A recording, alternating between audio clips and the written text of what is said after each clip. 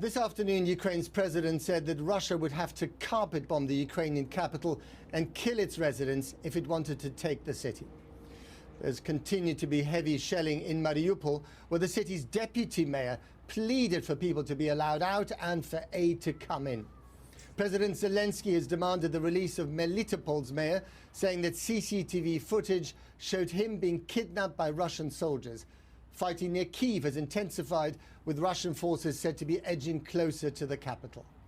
For the first time, President Zelensky put a figure on the number of Ukrainian military personnel who've been killed since the invasion began. 1,300, he said. And a warning, my report does contain some distressing images. The letter Z has lost its innocence. Russia's symbol of war, now a symbol of terror. This is Mariupol, and call this vandalism by heavy armor. What did this block of flats ever do to get shelled? Or this tire repair shop? Mariupol is guilty of not falling to the Russians. But it's easier to destroy buildings than to destroy the spirit of people fighting for their home. These Ukrainian troops are refusing to give up. And the government acknowledged today that they'd lost 1,300 soldiers so far. But the heaviest price, as ever, is paid by those who cannot fight back. And who cannot find refuge in a war in which hospitals are targets. Civilians streamed into a war today that is familiar to anyone who paid attention during the Syrian war.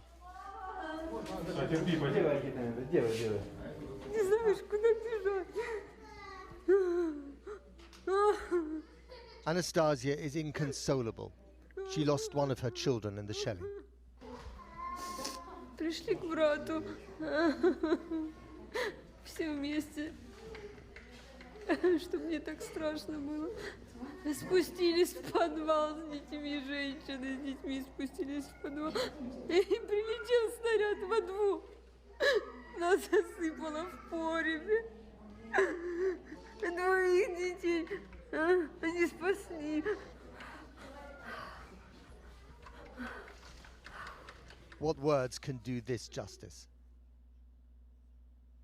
On the road to Mariupol is Volnovakha, a glimpse of the hell to come. The drone footage is silent, which is just as well, because this is now a dead landscape, rendered lifeless by Russian armor. Tanks parked where there should be cars. Church without spire.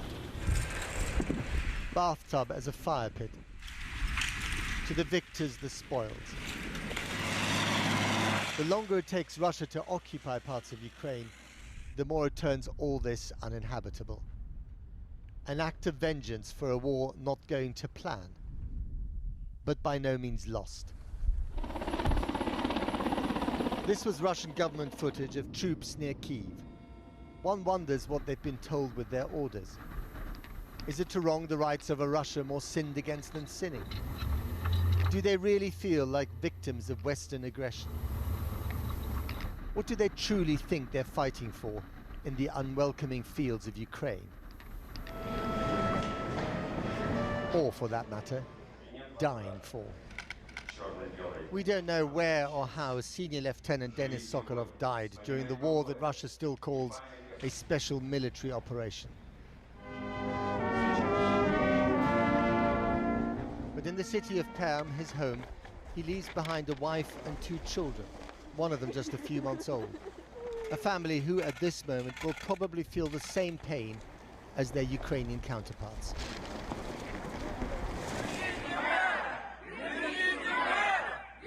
But they do know what they're fighting for. The Ukrainian citizens of occupied Melitopol converging on the town hall, shouting, "Bring back our mayor." Here kidnapped by Russian officers who put a bag over his head. Mayor Ivan Fedorov had refused to follow Russian orders and is now missing. It's the kind of rough justice that Ukrainians don't want to live under. Vladimir Putin may question the right of this nation to exist, but with every shell, he's making the case for them. Their identity is being forged on the anvil of war.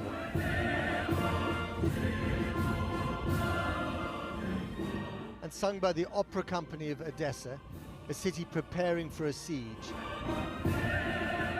A national anthem once unknown outside Ukraine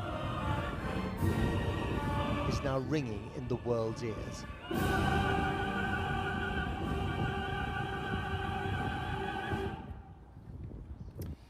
Now, President Zelensky continues to run his besieged and fractured country from the government quarter in Kyiv. He even gave a press conference today and went on a coffee run. And the capital feels the Russian noose tightening around its neck, with troops advancing slowly but relentlessly. When the siege begins in earnest, it may become the most dramatic, bloody and drawn-out siege since World War II. Our international editor, Lindsay Hilsum, has been to Brovary, 20 miles northeast of Kyiv, and is in the capital for us now. Lindsay. Matt, in the last few minutes, we've been hearing the rumble of artillery, probably about 15 or 20 miles away to the northwest, and a small amount of small arms fire as well. Now, there were quite a lot of overnight strikes on the outskirts, including at an airfield and an ammunition depot at a place called Vasilkiv, which is to the southwest. But what we saw was not like that. That is very much a military target, but we went out to the northeast, as you mentioned, to Brovary, and what we saw that had been hit was a food warehouse. Now, this is very significant. The Russians have some form in this. When they were working with the Syrians in Syria, they destroyed food in the fields, crops, and also warehouses. So the question is now, what about the coming siege?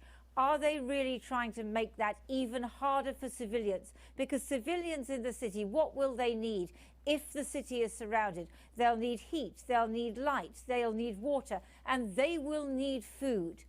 And so if they are destroying food, well, that is potentially a war crime.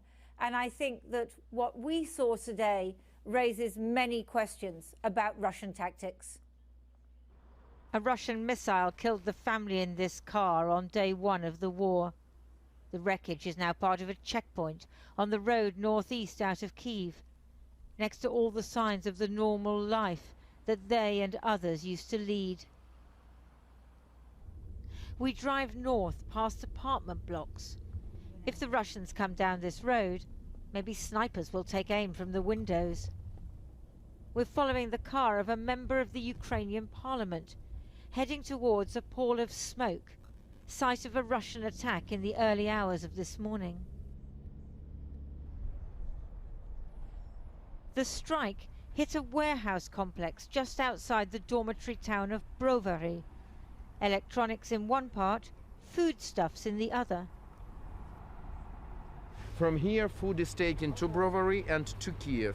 So they try to cut off the supply of food to city.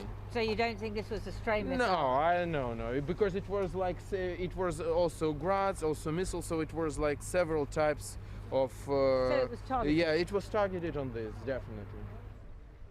We saw a similar food warehouse hit in the Black Sea port of Mykolaiv, adding to the suspicion that destroying food is a tactic. A former deputy prosecutor is here to investigate if there's evidence of a war crime. Видно, что артиллерийский удар был направлен именно на этот объект. А этот объект является одним из самых таких, скажем, крупных складских помещений, где есть холодильники, продукты питания, которые поставляются в столицу Украины, в Киев. И мы можем говорить о том, что это было целенаправленное уничтожение этого объекта для того, чтобы создать гуманитарный коллапс и лишить населения Киева продуктов питания. They think the artillery is being fired from about 10 miles further north. That's the line of defense, and that's the main destination of attack from east, where they tried. Because they were stopped here, they started to move on this. You see this round road to Borispol, where is the international airport. Yeah. So that's because they couldn't get here. They started to go here, and then now all this place is in Russian forces, but that's the main road. We drive on towards the front line, but at another checkpoint, they say we can go no further. This is the nearest to the front line that the Ukrainian soldiers will let us go. They're quite nervous around here because the Russians aren't far away, maybe 5 miles or so, maybe even nearer. Just up the road is a column of tanks that the Ukrainians managed to take out the other day. But the Russians have fanned out. They're all around, north, east and west of the city now.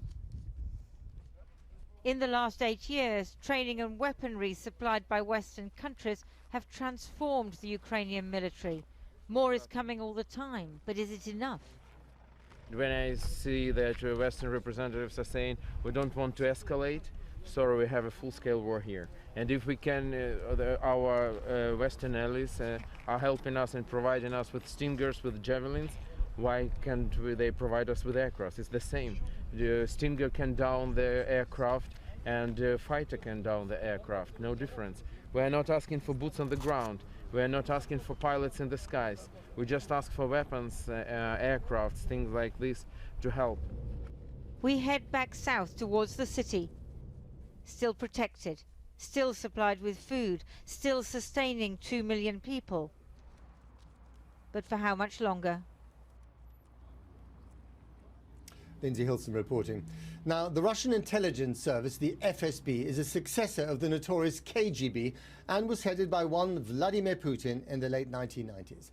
Its remit is mainly internal, but also covers former Soviet republics, including Ukraine. Reports yesterday said that the most senior officer covering areas outside Russia and his deputy were under house arrest, raising speculation that a blame game might be underway in Moscow. The man who first reported the arrest was Andrei Soldatov, a journalist and an author of a history of the FSB. I interviewed him a short time ago, and I began by asking him to explain the importance of these developments. The FSB is primarily responsible for the situation in Ukraine. And 2 generals who were arrested and placed under house arrest, there are 2 people who actually are in charge of this department. So basically it means that Putin became very unhappy with the political intelligence coming from Ukraine. It's not a big secret that the FSB is not just an espionage agency, but they're also in charge of, especially in Ukraine, they are in charge of promoting pro-Kremlin politicians, political parties and groups. And it looks like right now it dawned on Putin that probably there is no political opposition to the Kiev government right now, and he cannot rely on anyone in Ukraine. So is this a classic case of the underlings, the lieutenants, too afraid to tell the boss, the strongman, Putin, the truth? Absolutely. And we should remember that Putin is himself as an intelligence officer. So he believes that he is the most informed politician in the world. He always loved to boast of his knowledge of some intimate details of statistics and all that. But the problem with this kind of politician that it's very difficult to tell him something he doesn't want to hear. And it looks like that's exactly what happened. So he's not happy with the FSB. By all accounts, he's not happy with the army because there were these reports a few days ago of him sacking a few senior generals. Who's he actually relying on right now? Usually, we had so-called joint group of forces. And there was always a commander, some general, top-level general, who was in charge of the situation on the battlefield. The most interesting thing now is that we do not have this kind of general right now. We have only people in Moscow talking about how the war should be conducted, which means that the whole thing about chain of command is getting really weird. Is it possible that some of these senior generals, especially the ones who are on the front here, perhaps together with some disgruntled officers in the FSB, could turn against Putin, could try and dislodge him? Obviously, everything now seems to be possible, but we need to remember that Putin is a trained KGB officer. He's well aware of risks to his personal security and safety, and he has not one but two security services with only one task to protect his body.